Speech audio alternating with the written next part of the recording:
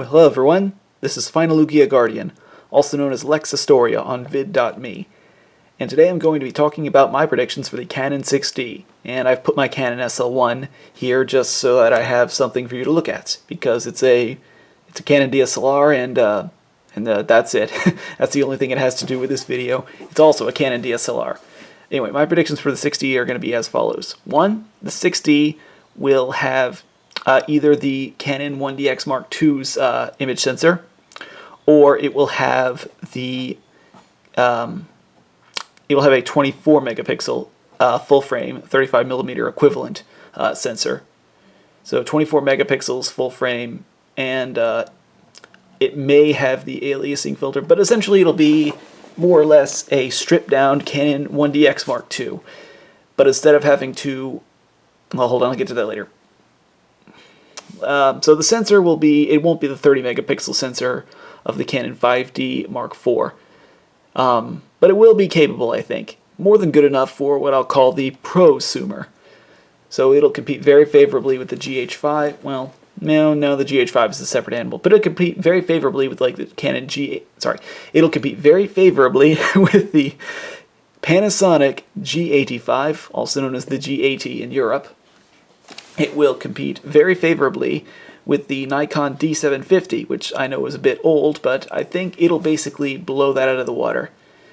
And as far as 4K goes, I think it'll have 4K at 30 frames per second max. It won't have 4K at 60. And of course, it'll have the traditional top screen here and the mode dial over here.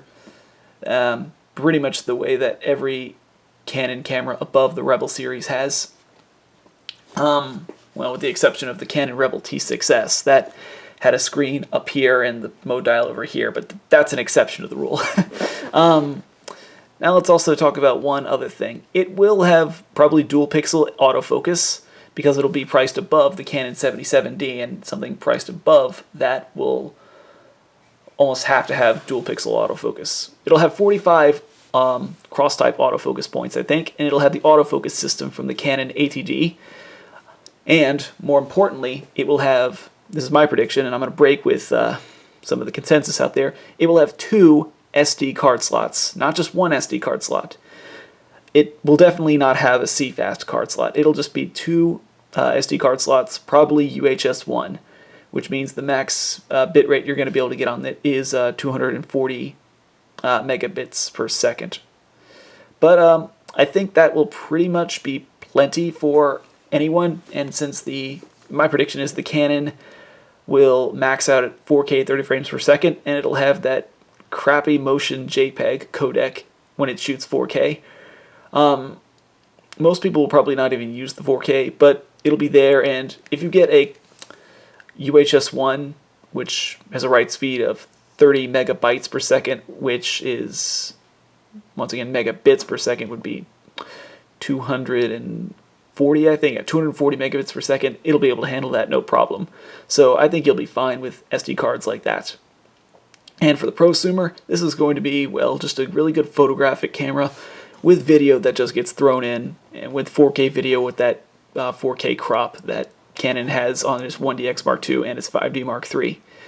Sorry, 5D Mark IV. 5D Mark IV also has a much bigger crop than the 1DX Mark II due to that higher pixel density on its sensor. But let's get back to the predictions for the 6D.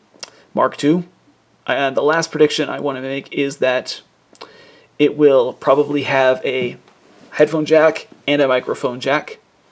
So you'll be able to have external audio, and you'll be able to monitor your audio.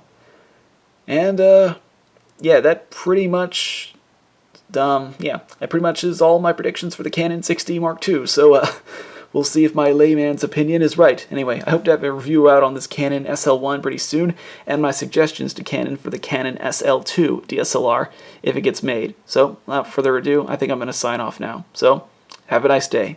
Peace.